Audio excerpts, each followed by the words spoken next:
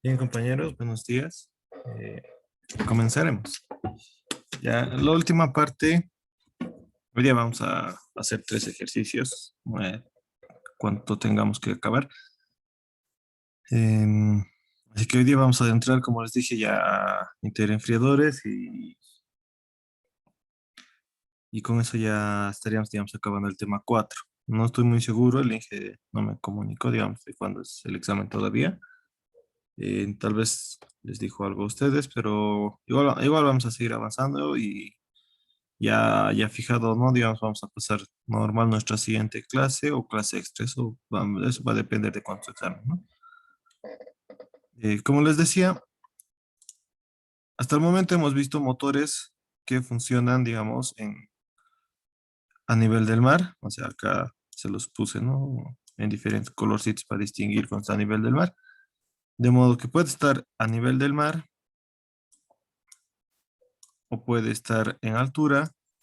Hemos dicho que una buena forma para compensar o sobrepotenciar el motor era utilizando compresores o sobrealimentadores, que pueden ser compresores que son activados mediante una polea, ¿no? O turbocompresores, ¿no? Que son activados por una turbina, ¿no? Por una turbina, ¿no? Pero sea el caso que sea, hemos visto en los ejercicios, han de vivir también con el INGE, que un problema que tienen los sobrealimentadores es que incrementa la temperatura del aire. Y ese es un problema cuando entra el motor, ya que puede producir contraexplosiones y las contraexplosiones le quitan potencia al motor, ¿no? Así que para evitar ese problema utilizamos interenfriadores, intercoolers o, mm, ¿cómo se llama? Intercambiadores de calor, en otras palabras, ¿no? De modo de que puede entrar el aire al compresor, va a salir aire a alta temperatura y a través del interenfriador va a salir aire a a una temperatura aceptable, ¿no? Puedes decir temperatura ambiente, ¿no? Así que eso es más o menos el historial que se tiene, ¿no? Se podría decir. Y como hemos visto, es importante entender el recorrido del aire entre el aire ambiental, el aire que está en el ambiente y el aire a la entrada del motor. Es muy importante saber este tramito, ¿no? Nosotros mayormente, digamos, consideramos las condiciones a la entrada, que serían las condiciones ambientales. Luego le ponemos las condiciones del turbo, cómo son afectadas por el turbo. Y en caso de que haya, digamos, datos de la válvula y longitud de biela, también le afectamos lo que son las caídas de presión, ¿no? Y los incrementos de calor. ¿No? Hasta el momento hemos visto ese trayecto es afectado por esos 3 factores. Ahora, yendo a lo que son los interenfriadores, nuestro trayecto crece, ¿ok? Crece. De modo de que acá vamos a tener las condiciones ambientales, ¿no? Que muchas veces ya hemos visto, estas van a ser las condiciones de entrada, ¿no? Que bueno, siempre va a ser las condiciones de entrada. Que esto, claro, puede ser, digamos, a nivel del mar o puede ser condiciones sobre altura, ¿no?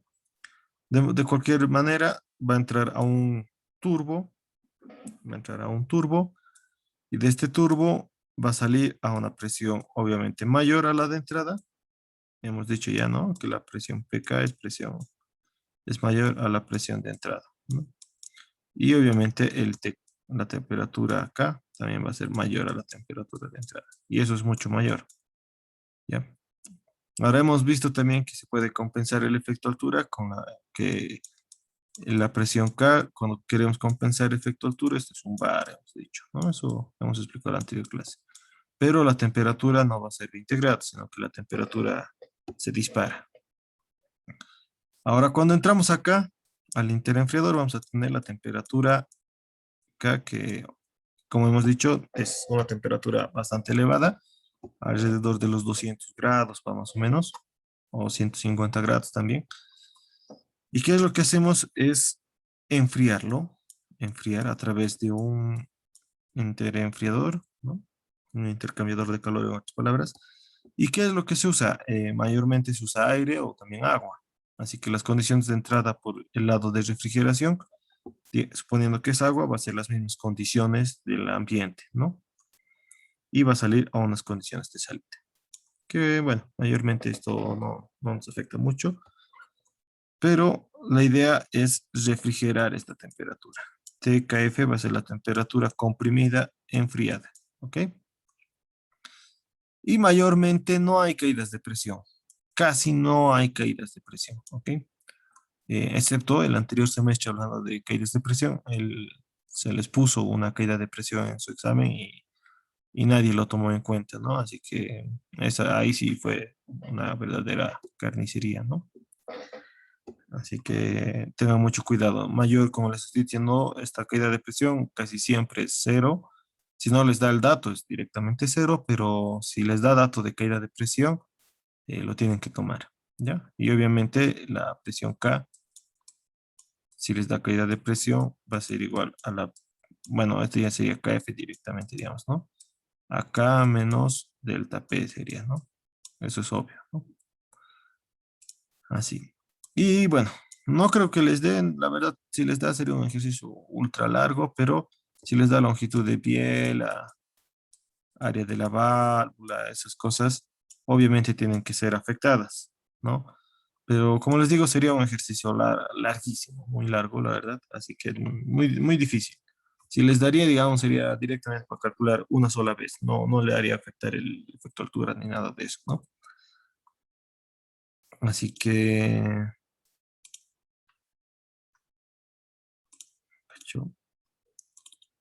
ya. Algo que hemos visto en transferencia de calor de los intercambiadores, que el calor de entrada es igual a la calor de salida, ¿no? O sea, esta entrada es igual a esta salida, ¿no? Y acá está expresado. Lo importante acá que nos interesa saber es cuánto puede refrigerar nuestro intercambiador de calor, ¿no? La masa, el flujo másico del refrigerante, que en caso de ser aire utilizan esta fórmula, y en caso de ser agua utilizan esta otra fórmula, ¿ya? Estos dos de acá vienen deducidos de acá, ¿no? Eso no es tan necesario deducirlo, pero es así. Y bueno, el calor, que ahorita vamos a ver en un ejercicio, si les pide el calor, va a ser esta fórmula, ¿no? ¿Me entienden? Este sería el calor del aire que entra, que bueno, va a ser igual al calor del refrigerante, ¿ya? Así que eso tomarlo en cuenta, es las fórmulas.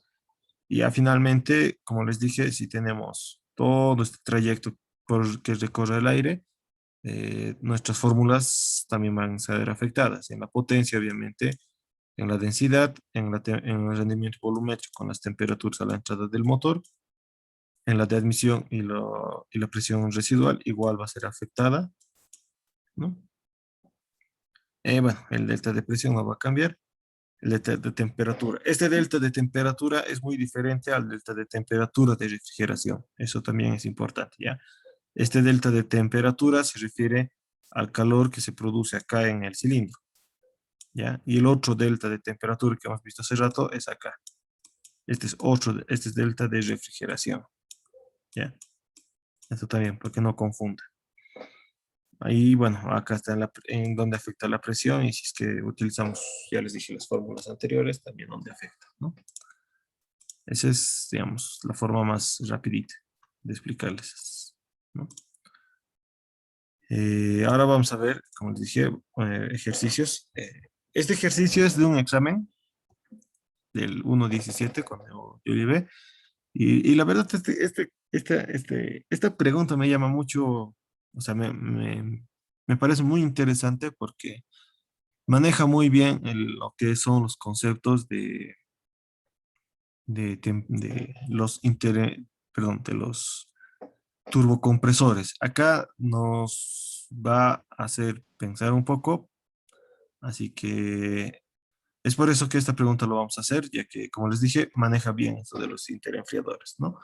La pregunta nos decía un motor diésel de 4 tiempos, de 8 cilindros en B, con sobrealimentación Roots, con razón de presión tal que compense el efecto altura. Acá, por ejemplo, no les está dando cuánto es la relación de presión, solo les dice que compense el efecto altura, que es 4.000 metros sobre el nivel del mar y genera eh, 550 caballos vapor, ¿no? ¿Cuál será la cilindrada total, el diámetro del pistón en la carrera, considerando la relación de presión, igual 1,25, una relación de compresión de 20, un rendimiento efectivo de 30 y bueno, los datos que se necesitan, ¿no? Luego también nos está pidiendo calcular la potencia efectiva, el volumen muerto y el aire, pero no nos dicen dónde. Si aquí ya tenemos una potencia, ¿no? Ahorita les voy a explicar eso.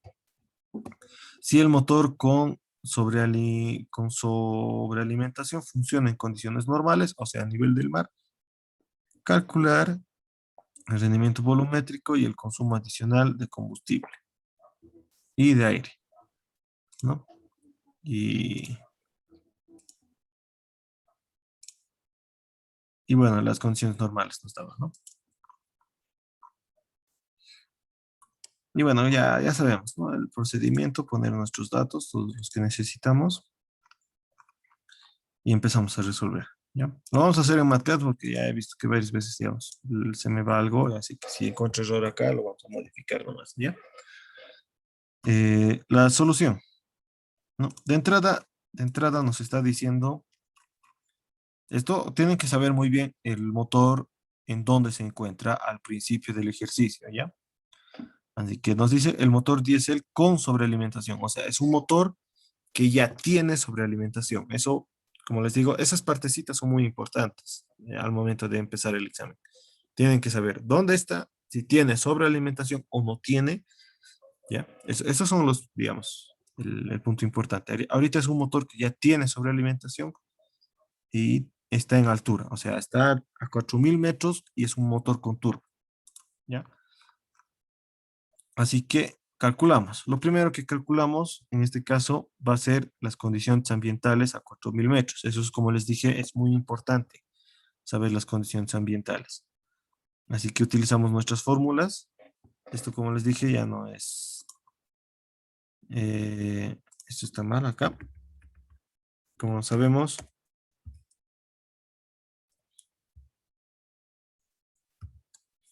esto es un bar.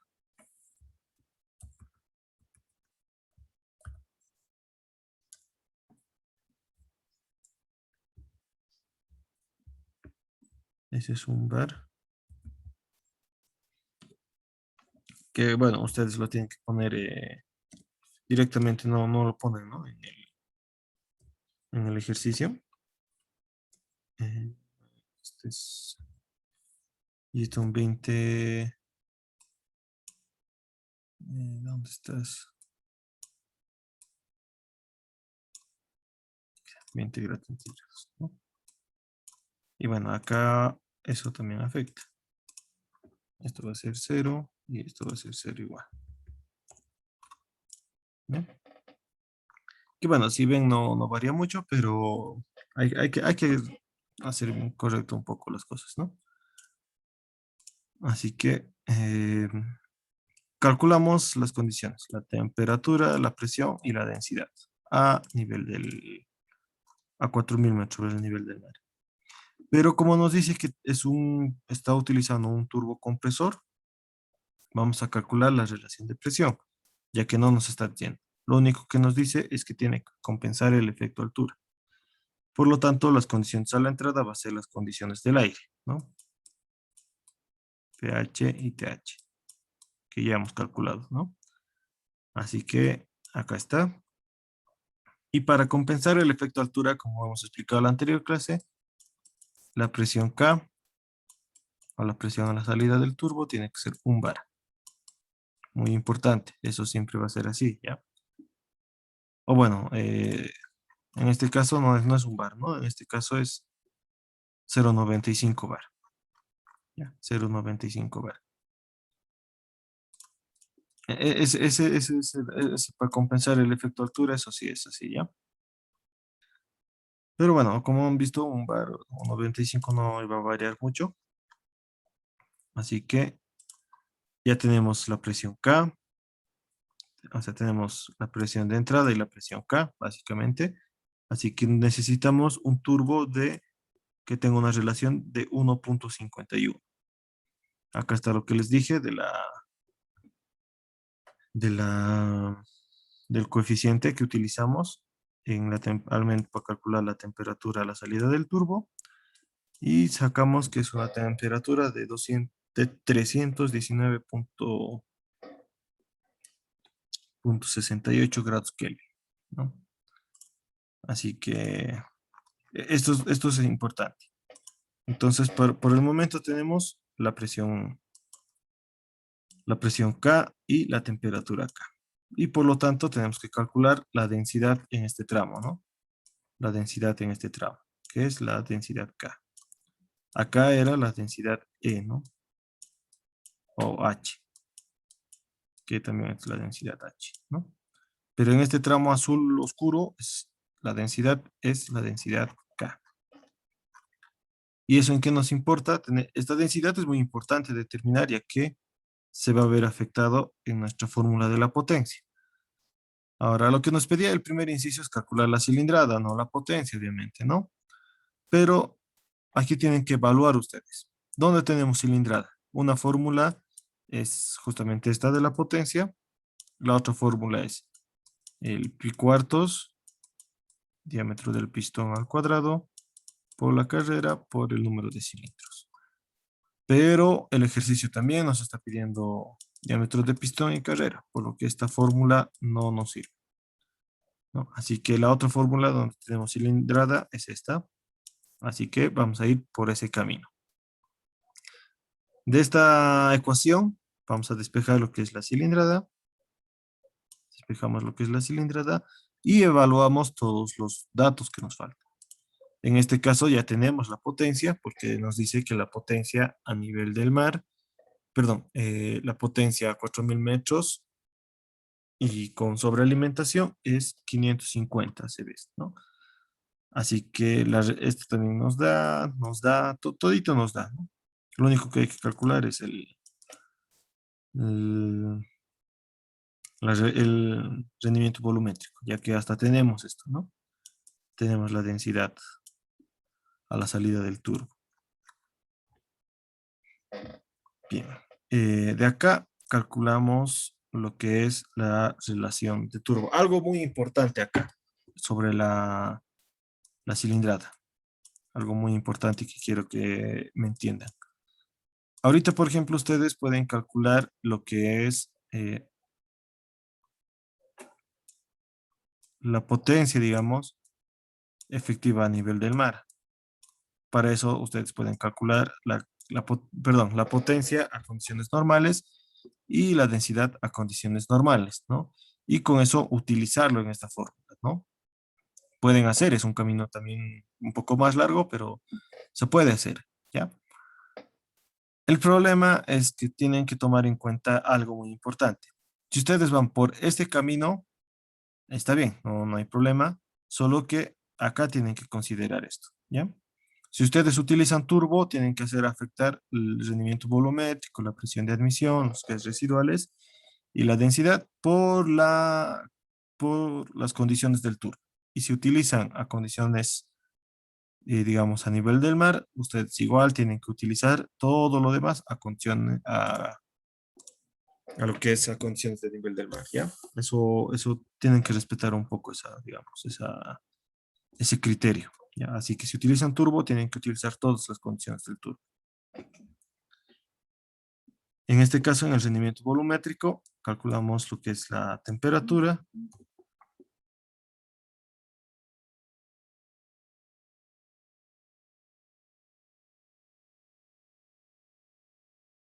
Un cacho.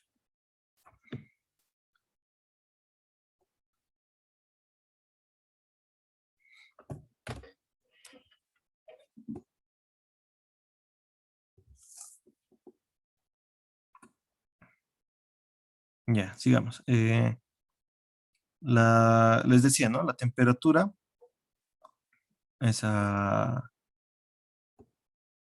Esta temperatura y esta presión son las del turbo y la presión de admisión y de los gases residuales hay que determinarlas, ¿no? La presión de admisión la calculamos como no nos dice que es nuevo ni nada, pero si es 4 tiempos, tomamos el de la mitad, 0,85 y bueno, nos va a salir una presión de admisión de 0,81 bar. Lo mismo hacemos para la presión de los gases residuales, tomamos el del medio y le hacemos afectar y nos sale 1,12. Como es un motor diésel, tomamos 30 grados Kelvin y con eso ya,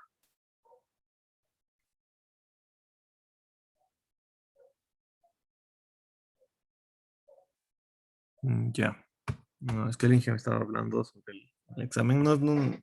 ¿Les dijo algo a ustedes? Una pausa, por favor. ¿Les dijo algo sobre ustedes, sobre el examen? Es que me está haciendo algo y no sé si les comentó algo a ustedes, a los que pasaron hoy, por favor.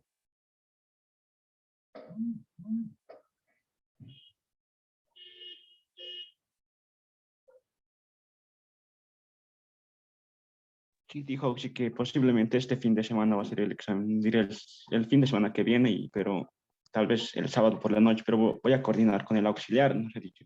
Sí, porque ahora mismo me está diciendo el INGE del examen que podría ser, el examen podría ser miércoles, me dijo, pero miércoles sabemos que es muy corto, ¿no? Compañeros, o sea, yo también digo, es muy corto para el miércoles, ¿no? Eh, el sábado, me imagino que sería su examen. El siguiente sábado en la noche me está haciendo el INGE y hasta turboalimentadores. Ya, así que ese examen sería entonces el sábado, a lo que me está haciendo ahorita el INGE. Eso me está haciendo que les comunique ya nomás, ¿no? Su examen sería el 12. O sea, su examen legalmente el INGE quiere que sea el miércoles, pero como les digo, ahorita es sábado y 4 días va a estar medio difícil, ¿no? Así que su examen sería el 12. Están de acuerdo, ¿no? En esa parte. En la noche sería, no en la mañana, probablemente. Bien, eso lo vamos a ir viendo más después, pero eh, por el momento ya su examen estaría siendo el 12, entonces. Ya. Bueno, sigamos con el ejercicio. Sigamos con el ejercicio. Bien, hemos calculado, ¿no? La presión, la presión de admisión, la presión de los gases residuales y el incremento de calor, ¿no? Con todo esto reemplazamos, estos datos reemplazamos y nos sale que el rendimiento volumétrico es 76,14.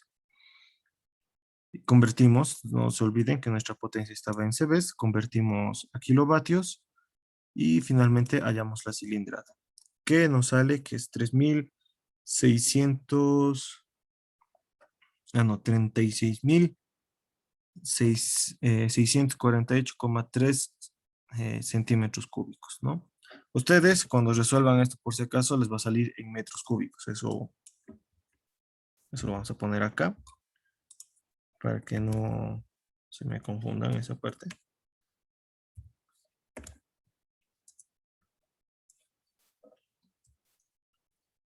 Ya esto va a estar en metros.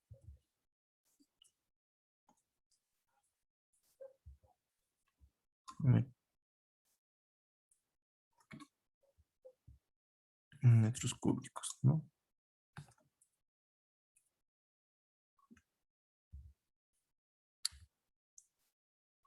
Ya. Esto para ustedes va a estar en metros cúbicos, algo así se va a ver, ¿ya? Y ustedes lo convierten a centímetros cúbicos, para que la respuesta sea más elegante, digamos, ¿no? Y claro, digamos, ustedes con tal de llegar acá, está bien, ¿me entienden? Está bien, hasta ahí, digamos, está bien. Como les digo, ponerlo en centímetros cúbicos solo es para tener una respuesta más elegante, ¿no? Luego calcula de la cilindrada, ya es fácil, ¿no? Calcular el diámetro del pistón y la carrera de acá directamente utilizamos la fórmula que hemos dicho que a un principio no podíamos utilizar con la relación de presión, calculamos, o sea, reemplazamos la carrera, ¿no? 1.25 se va a hacer al cubo, ¿no? Y despejando toda nuestra ecuación, vamos a tener que son 16 centímetros cúbicos y a la carrera con la relación que nos daba, nos dice que son 20,89 centímetros, ¿no? De esa forma calculamos lo que es el inciso A. Si se dan cuenta, no era muy difícil, es casi todo lo que hemos ido haciendo hasta el momento, ¿no? Solo que acá era, digamos, lo importante darse cuenta, que era un motor que ya está en altura, es un motor que ya está en altura y con turbo. Es muy importante. En el transcurso de la semana vamos a resolver ejercicios o 2 exámenes. Así que ahí también vamos a ver de que es muy importante tomar en cuenta la condición y si está con turbo, sin turbo o con interenfriador. El anterior semestre, por ejemplo, había, o sea, todo era con turbo, interenfriador, así. Los dos juntitos andaban. Y, y muchos, por ejemplo, no le han tomado en cuenta el interenfriador directamente. Y bueno, ahí, digamos, todo estaba bien, digamos, pero sin interenfriador, ¿no? Y no es lo que se estaba pidiendo. Bien. El segundo inciso, el segundo inciso no nos decía, ¿no? ¿Dónde era? Eso les iba a explicar. La potencia efectiva, volumen y masa, ¿no? Eh, no nos está diciendo literalmente nada más y si se dan cuenta no podemos calcular si no nos dicen dónde, ¿no? O sea, si está a nivel del mar, está con turbo, está sin turbo, no nos dice nada. Y bueno, la siguiente nos dice si está sobrealimentado a nivel del mar. Así que acá hay algo importante. En el inciso C nos está diciendo que a nivel del mar ya está utilizando turbo. Así que obviamente el inciso B no va a ser con turbo. ¿Ya? Y obviamente a nivel del mar, acá nos haremos un esquemita. ¿Ya? Acá va a estar el motor y digamos el mismo motor con turbo. ¿Ya? Con turbo y el motor. Acá digamos está el motor y acá el motor con turbo. El mismo, todos son el mismo motor, solo que con turbo y sin turbo y considerando, ¿ya? El inciso A hemos calculado para este caso, ¿me entienden? El inciso B hemos calculado, no, el inciso B es lo que nos está pidiendo. El inciso C hay que hacerlo en este caso. Así que solo nos quedan dos situaciones, si se dan cuenta, ¿no? Dos situaciones. Eh, ya, hablando con el Inge me dijo que lo que tienen que hacer es esto. Ya, en ese día del examen había que preguntarle siempre al Inge si había que ser acá o acá. ¿Me entienden? Así que no creo que pase esto, ya que por las condiciones virtuales en las que estamos, el Inge es bastante eh, cuidadoso con los datos. Ahora sí es bastante, bueno, no, o sea, este último le ha ido poniendo, como es virtual, bastante énfasis en los datos, ya que se les haría muy complicado porque me tienen que preguntar a mí, yo tendría que preguntarle al Inge, y el Inge me tiene que decir, y yo les tengo que decir, y si se dan cuenta, entre eso pasa el tiempo del examen y no puede ser, ¿se dan cuenta? Así que el Inge es bastante cuidadoso al momento de poner este último los datos, de eso no se preocupen, pero en esta situación era, digamos, que quería que se den cuenta, pero estaba bastante difícil, ¿no? Así que porque decía, digamos, si el inciso C dice esto, entonces lo más lógico es ir por este camino, ¿no? Y ya esto no tendría importancia, pero como les dijo, es cuestión de criterio, pero en su examen no se preocupe, ¿ya? Sobre eso se les va a dar nomás la situación en la que van a calcular. Pero en este caso, ustedes, digamos, si hubieran estado en esta situación, tenían que ir por este lado, ¿no? De que no era lógico calcular sin turbo y en altura, ya que lo que se quiere es hacer la diferencia entre estos dos. ¿Por qué? Porque aquí dice volumen, calcular la masa de aire Y en el inciso C era calcular la masa de combustible y aire. La idea era que se vea la diferencia, ¿no? La idea era que se vea la diferencia. Así que lo lógico era que esto vaya a ser sin turbo, pero a nivel del mar. Ahora vamos a ese inciso. En este inciso, bueno, ya tenemos las condiciones a nivel del mar o en condiciones normales, ¿no? Y hacemos todo lo que ya hemos visto hasta el momento. Calculamos la potencia. En este caso tenemos la potencia, la cilindrada y todo lo demás, ¿no? Hay que calcular como siempre el rendimiento volumétrico y lo hacemos. Que si se dan cuenta no está variando. No, es H. G.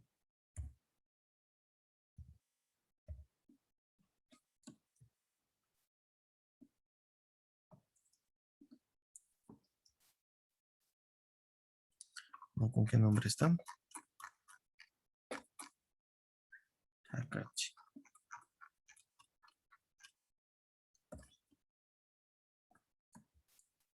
Ahí está. Y en porcentaje. Que si se dan cuenta no es una variación muy elevada, ¿no? Como les dije, esto no tiene que pasar del 1%, máximo puede ser un poquito más, ¿no? Les dije. En este caso no está o sea, pasa un poquito más del 1%, ¿no? Pero eh, no es muy grande, ¿ya? No es muy grande. Eso. Y aparte, bueno, de que no está utilizando el turbo, eso también hace que le afecte, ¿ya? Así que esto tienen mucho cuidado. Esta parte tienen mucho cuidado, ¿no? Pero está bien, está dentro de lo que es el 1%, un poquito más, un poquito menos, ¿no? Esto, como les dije, digamos, aquí les sale 76 y acá no les puede salir 79, digamos, o 80, ¿me entienden? O 70, digamos, ¿no? Eso ya está mal, digamos, pero que varíe, digamos, entre 77 o 76, está nomás bien, ¿ok? Así que el rendimiento volumétrico, están viendo, no varía mucho. Calculamos lo que es la potencia, así ya de forma rápida, ¿no? Calculamos lo que es la potencia y tenemos ya lo primero que nos pide. Lo segundo es el volumen de la cámara de combustión o el volumen muerto también, ¿ya? Esto ya hemos visto cómo calcularlo, ¿no? En el tema 2, pero a modo de repasar, había que calcular el volumen desplazado, ya que esta es la única fórmula que tenemos en realidad con el volumen de la cámara de combustión, ¿no? La otra que tenemos es el porcentaje, ¿no? El porcentaje que está en función de la relación de compresión, ahorita no me acuerdo, pero que está en función a la relación de compresión, que bueno, pueden calcular, digamos, este porcentaje y utilizar esta con el volumen desplazado, ¿no? Pero bueno, yo pienso que es más fácil hacerlo, o sea, más rápido por este lado, ¿no? Así que calculamos el volumen desplazado, ya tenemos relación de compresión, volumen desplazado, y despejamos lo que es el volumen de la cámara de combustión, que nos va a salir 214,11 centímetros cúbicos, ¿no? Y bueno, la masa de aire nos está pidiendo. Esto sí era eh, bastante nuevo, así que en ese momento, ¿no? Era calcular, de acá había que calcular, digamos, nos está pidiendo la masa de aire, ¿ya? La masa de aire. Y bueno, si se dan cuenta, no tenemos ninguna fórmula para calcular masa de aire. O sí, digamos, no hay, digamos, fórmula para calcular, ¿no? Pero había que hacer un procedimiento. Y era este. Y este es un procedimiento que lo vamos a utilizar para los interenfriadores más adelante. ¿Ok? Y era esto. De acá despejábamos lo que es la masa de combustible. Ya tenemos potencia a nivel del mar, tenemos rendimiento efectivo y poder calorífico inferior. Así que calculamos lo que es la masa de combustible. Que no se olviden, esto les va a salir en kilogramos sobre segundo. De acá, ustedes tenían que irse a lo que es el rack. ¿Ya? El rack. De acá, no se olviden que el rack es masa de aire sobre masa de combustible. Ya, eso es muy importante y lo vamos a utilizar bastante en las fórmulas para calcular la masa de refrigeración y todo eso, ¿no? Así que despejábamos desde acá la que es masa de aire y de esa forma calcula, ¿no? Y ya tenían el inciso B. Y finalmente el inciso C, ¿no? Que bueno, ya nos dicen dónde y con turbo, ¿no? Así que teníamos que calcular a condición del mar, pero con turbo. Así que ya tenemos nuestras condiciones de entrada, va a ser las condiciones a nivel del mar, ¿no? También tenemos ya la relación de presión. Por si acaso, aquí es el turbo que teníamos allá a nivel del mar, va a ser la misma que vamos a tener acá, perdón, el turbo que teníamos allá a 4000 metros va a ser el mismo turbo que tenemos a nivel del mar. ¿Ya? Así que eso era muy importante también que entienda, de que ese mismo turbo, ese mismo motor con ese mismo turbo se estaba trasladando, digamos, a nivel del mar. ¿Me entienden? Así que había que hacer todo lo mismo. En este caso vamos a calcular la presión K, la temperatura K y la densidad K. ¿Ya? Y directamente ya tenemos presión de entrada y relación de presión, así que calculamos lo que es la presión a la salida del turbo a nivel del mar, la temperatura a salida del turbo igual a nivel del mar y la densidad. En este caso no se olviden que las condiciones de entrada son las condiciones de nivel del mar y no a 4000 metros, ¿ya? De acá ya calculamos lo que es la densidad, ya, perdón, el rendimiento volumétrico, de la misma forma que hemos hecho, de la misma forma que hemos hecho. Y si se dan cuenta acá el rendimiento volumétrico, si no varía, creo que nada ya.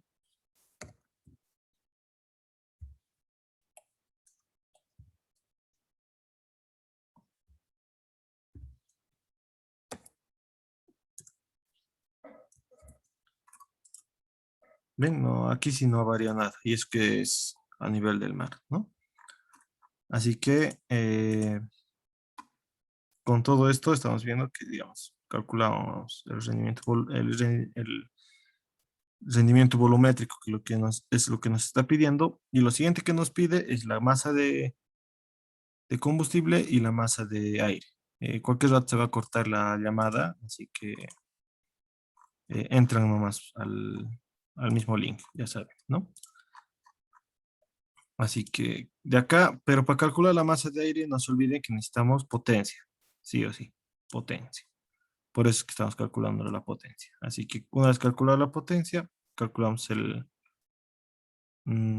calculamos de esta fórmula lo que es la masa de combustible y, y ahí obtenemos, ¿no? La masa de esto, como les dije, no se olviden.